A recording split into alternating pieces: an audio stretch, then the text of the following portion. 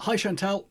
Hi, John. How you doing? Not bad. Thanks for doing this. I really appreciate it. You're We're talking welcome. about emotion, Mm, emotional connection with our customers, mhm. understanding them better.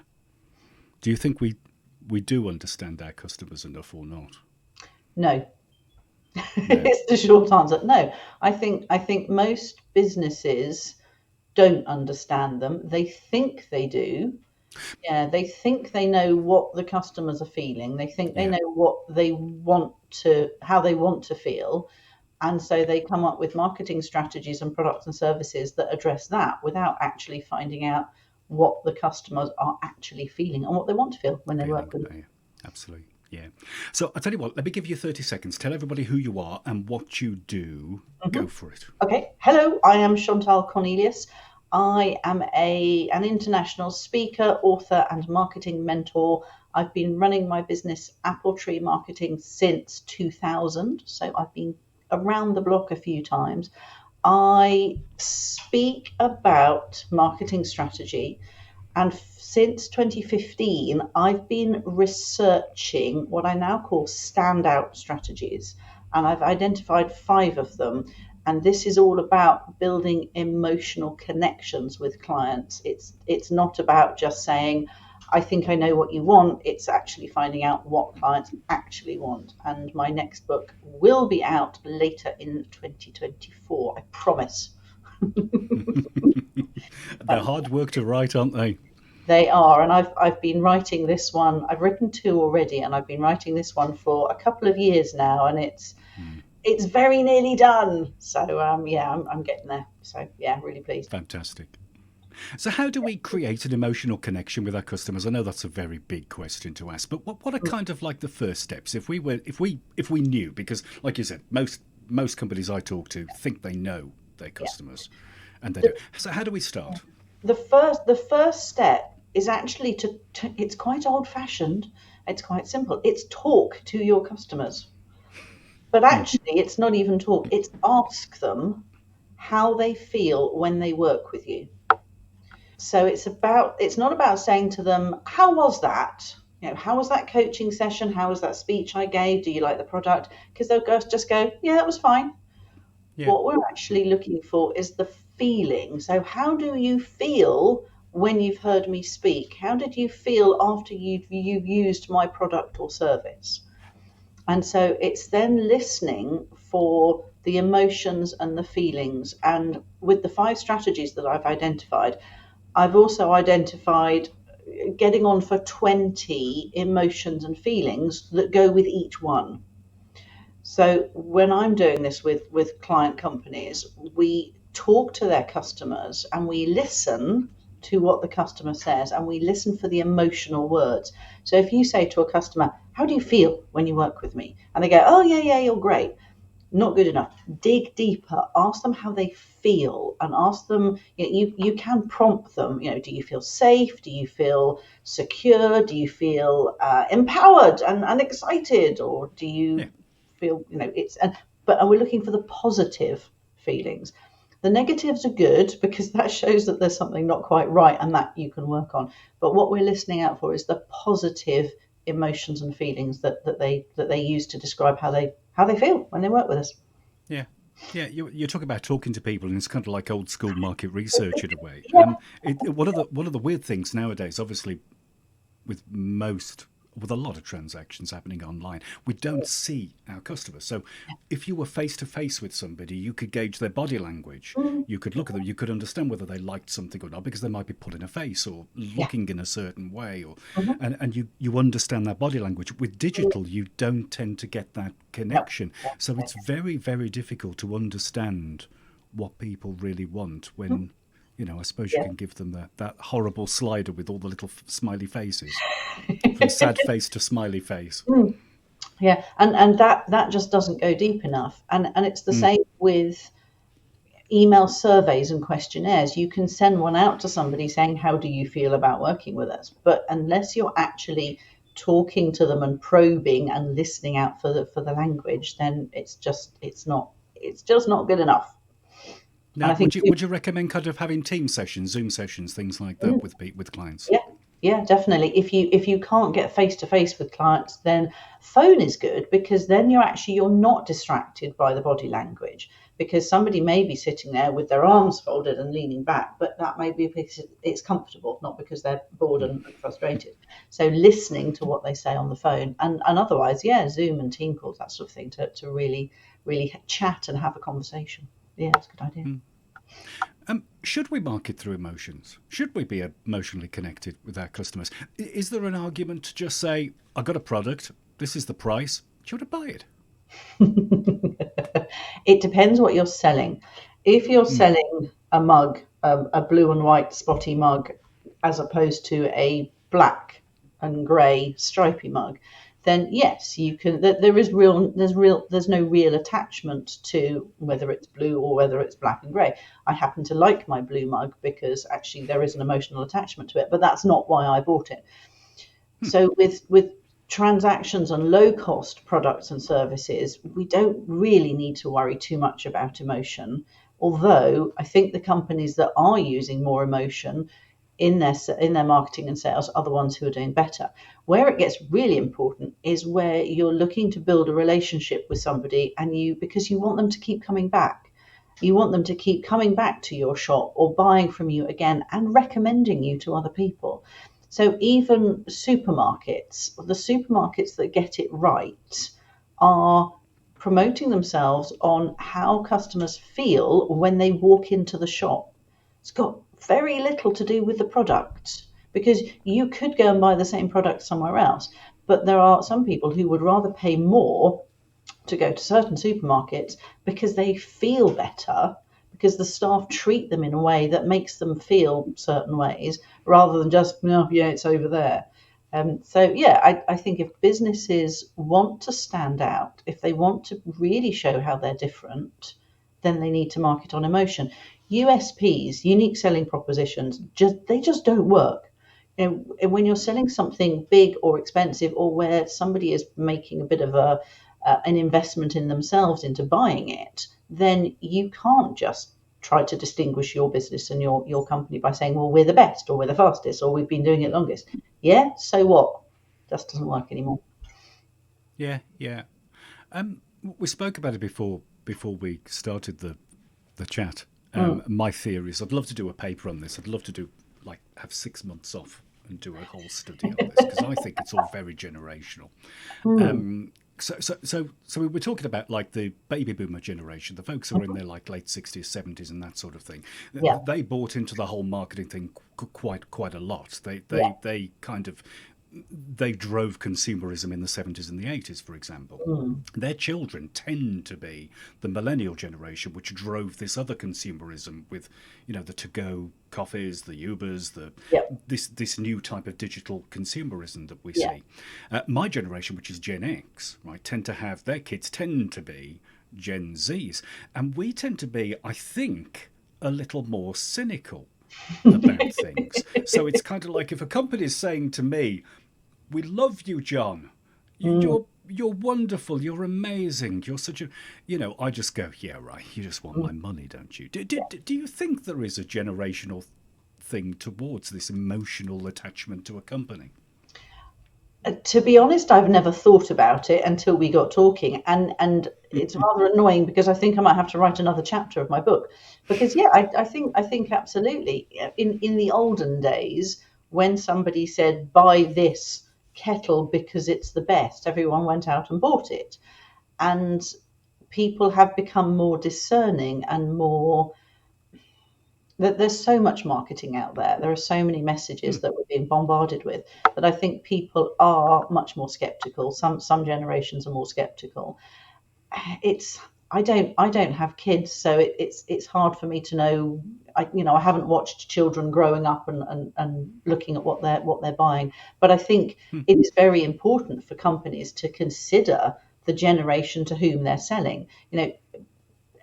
Companies don't just sell to everybody. Well, the bad ones Yeah. try to, but actually, it's a really good point. If they've got a particular generation to whom they're marketing their products and services, they do need to think about the language that they're using and the marketing that they're using based on almost the skepticism and the background of those people, and what their buying behaviors are like, and what the buying behaviors of the parents are like. That's a really interesting one.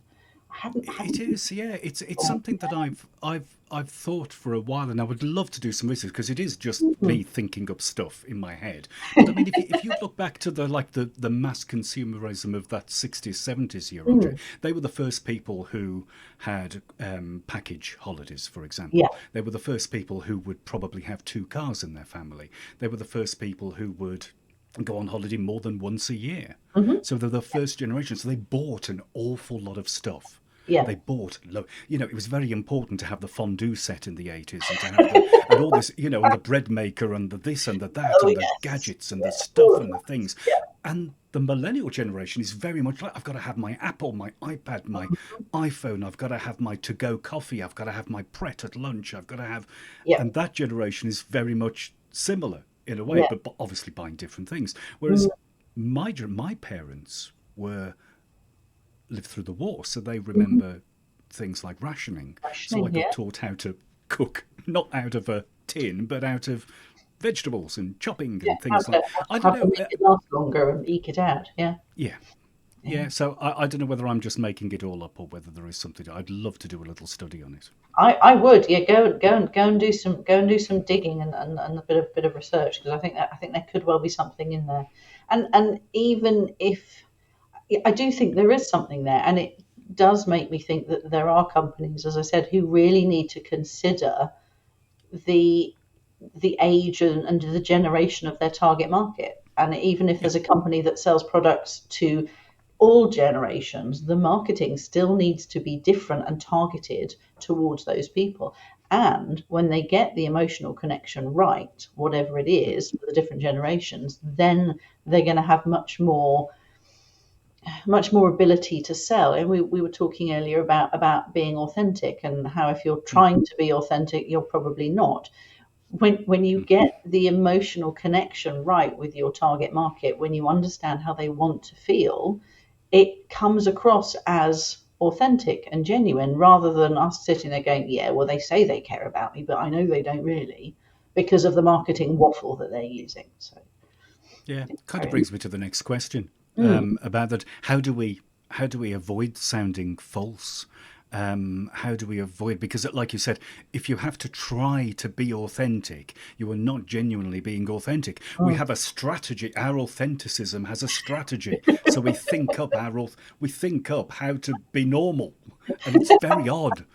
yeah, I find it very strange in a way, instead of just being. Do you know what I yeah, mean? Just yeah, having some values absolutely. and sticking to them. So Uh, how do we avoid sounding false? Like kind of like a company that cares, but we know they really just yeah, want money. yeah. This is where it's vital that companies understand how their customers want to feel. Let me give you an example. There are five strategies that I've identified, and virtually every business I've worked with has one of the five strategies. One strategy that makes them stand out from all of their competitors. Some companies might have two, some one and a half, but certainly no more than two. The strategy that makes my business stand out is the one that I call certainty. And this is about being a safe pair of hands. It's not fun and sexy and exciting, but it's really easy for me to use to promote my business.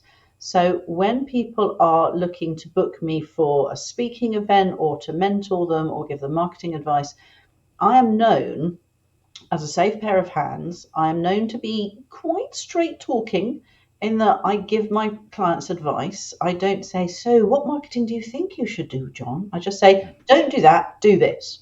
And so that's my reputation. And because that fits very nicely with me as well. I'm quite direct, and my clients want me to be direct. So when I'm doing my marketing, I will say, look, you might not like this. You might not like the advice that I give you, but I'm going to give it to you anyway. You don't have to take it. But in 6 months' time, don't come running back to me saying it didn't work because you did something else. And so, quite often when I'm talking to a potential client, or a booker for a speaking event, and I'll be saying to them, I'm going to be really direct. They're going, yes, we want you to be controversial. Spoke to a new client recently who's booked me for an event speaking to a group of businesses, and he said, please be controversial, be challenging. So because that actually comes quite naturally to me, and it fits with my strategy, it makes it really easy for me to sound authentic in my marketing. When I say I will challenge you, I will be controversial, and it's not me trying to say that I might be. It's like, no, this Yeah. actually is what you're going to get, and people go, oh yeah, that's what we want. So it's about understanding what the emotions are that the clients want. So my clients want certainty. They want somebody to show up on time, deliver what they say they're going to deliver, do a fab job, not confuse them with technology, and not tell them to go off and do school into different social media activities. Yeah. That works for my business. There are 4 other strategies. And so it's about each business in the world understanding the strategy that makes them stand out for their particular products, clients, market. Some companies will have 2 or 3 different strategies because they have 2 or 3 different products or areas of service. So that's possible. Once you know what that strategy is, then you can use the language that goes with it, that the client goes, oh, well, that's what I want. And it just Yeah. sounds natural, because it's almost Yeah. actually, it's like me putting my marketing message into the language that my clients are already speaking. Oh, Yeah. that's good. I like that. Yeah. Yeah. And just sounds So authentic. so so if I was selling some fancy shoes, for example, Hmm. how would I kind of I mean, you've explained how it would work for an individual Hmm. like yourself or Yeah. me doing my stuff. But Mhm. if you've got a product, a physical product, how would you translate that sort of attitude into selling some shoes? First of all, talk to customers. So for a friend of mine is a shoe designer, and she designs and sells shoes for £3,000 a pair. So Ooh, fancy yeah, shoes. yeah, very fancy shoes, all completely bespoke and all made to measure. So she will go and spend time with a client, find out what they want, find out why they're buying this particular pair of shoes. There'll be an event happening, there'll be a wedding or a christening or a going to Ascot races or something. Or they've bought a fabulous new outfit and they want shoes to match because they haven't got exactly the right pair. So she will go and spend time with them, and the strategy that she uses is the one that I call significance, and that's about helping the client to feel respected, loved, honoured, make them feel better. Because you might not know this, John, but when you put on an exquisite pair of shoes, I've modelled some of Sylvia's shoes, I've tested them out. They make you feel amazing. I mean, they are stunning, these shoes, but they just make you feel like $1 million. And so that feeling of significance, that's what her customers are looking for. So she will build up, and I know I'm talking here again about an individual, but if there's a company, Jimmy Choo, I don't know, they need to talk to their customers and find out how they want to feel when they wear those shoes. And I suspect it could well be significant.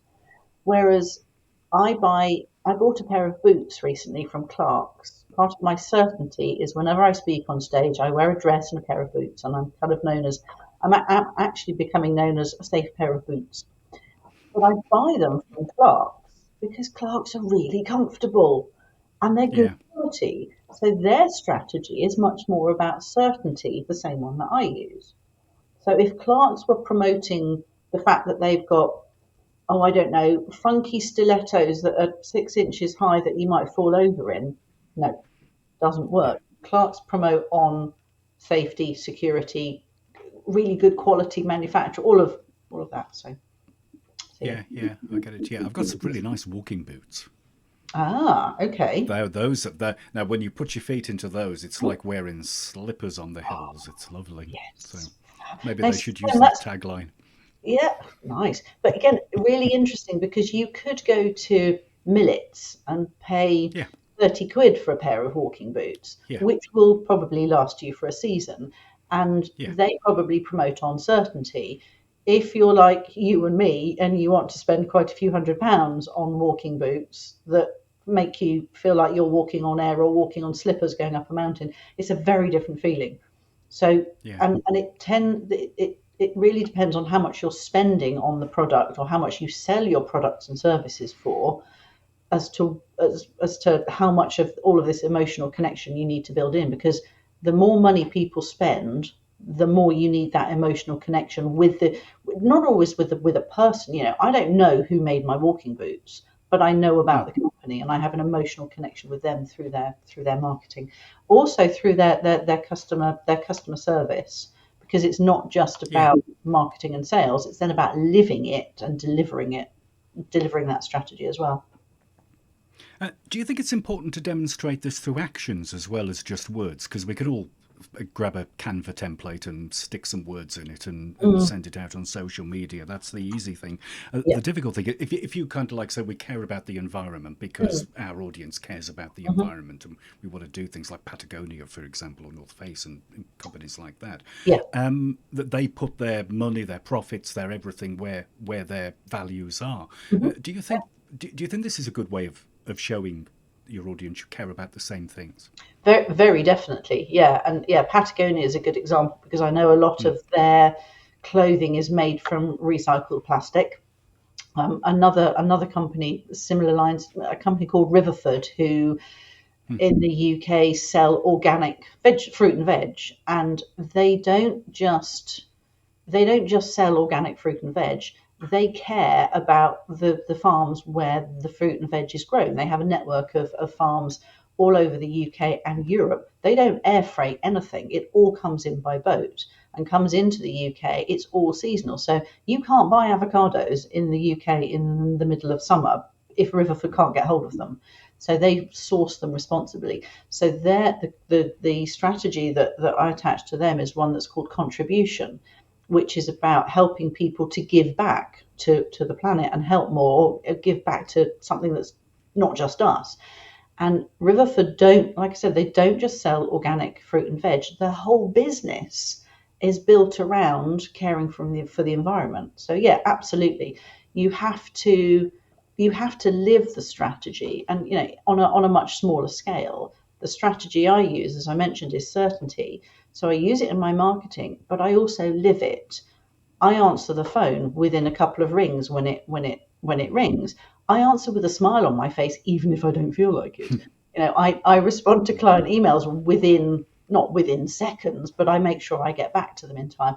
I turn up. If I'm booked for a gig, I will turn up early. I don't turn up on time. I turn up early, sometimes the day before, to make sure I can do the sound check and be around and be available. And if I'm speaking at a conference, I'll be there for the whole day because then I know what else is going on. And it's all of that. So yeah, it's very, very important that we live our strategies and Yeah. prove it through the Yeah. actions as well. Yeah. Well, why do you think such large companies get this wrong? Because they've got the budgets and the manpower to be able to do all this market research and figure these things out. But if you take like a large energy company, if you take somewhere like BP, as soon Mm, as they slap an advert anywhere saying we care about the environment, everybody just laughs. yeah. Yeah. I I think they are still I think there's a lot of companies still don't understand the real way of building emotional connections. The work that I've been doing since 2015 it's still very new. There are still an awful lot of people around the world who don't know about it, and they go, yeah, we ask our questions, we ask our clients what they think about us, but they're not asking how they feel about them. And then the other big problem is they don't do anything with the survey responses they get. They might send out an email. I regularly get emails, and if I go onto particular websites that I use where I buy products and services, you get the survey that pops up on a scale of 1 to 10. How likely are you to? We switched energy supplier a few months ago at home, and within a couple of days of switching, they were messaging us saying, "Would you recommend us?" Like, no, I wouldn't. You haven't done anything yet. Do something to Yes. delight and surprise me. Yeah. Yeah. And then when they get the responses, they don't do anything with it. They don't go back to the customers and go, "Oh, I'm really sorry, you gave us a 2. Can we have a chat about this?" and they're just Yeah. not asking about feelings. They're just not Yeah. looking for that emotional connection. So Yeah. It's it's just a still too box ticking new. exercise, really. Mm, Yeah. yeah. Yeah. It's fascinating. I could chat for ages and ages about this because I've got lots of opinions that might be complete rubbish, but we don't know. Where can we find you, Chantal? Where's your website, social media bits? My website is appletreeuk.com. That's the best place. There are lots of resources on there. There's lots of information about the strategies. I've been writing about them in my newsletters for quite some time, and I'm building up some more video material on there that you can access and have a look at. And if you go to LinkedIn and search for Chantal Cornelius, Chantal Cornelius, you'll find me because there are very many. I think there's one There other. aren't many. No, there's one other in You're South Africa. unique. I am very nearly unique. Well, I can't say I'm nearly unique, can I? I'm the only Chantal Cornelius on LinkedIn with that spelling in the Northern Hemisphere. Let me put it like this. There's another Wow. one in South Africa who's a travel agent, and there are a few others on Facebook, but there are lots of people who spell it differently. So I'm the only one in the Northern Hemisphere with the correct spelling. But otherwise, Correct go spelling. to go to appletreeuk.com and you can find me there. Fantastic. I'll leave some links in the show notes and folks can give them a quick tap. Yeah, Thanks please ever do. so much for your time. Really appreciate it. You're welcome. Lovely to talk to you.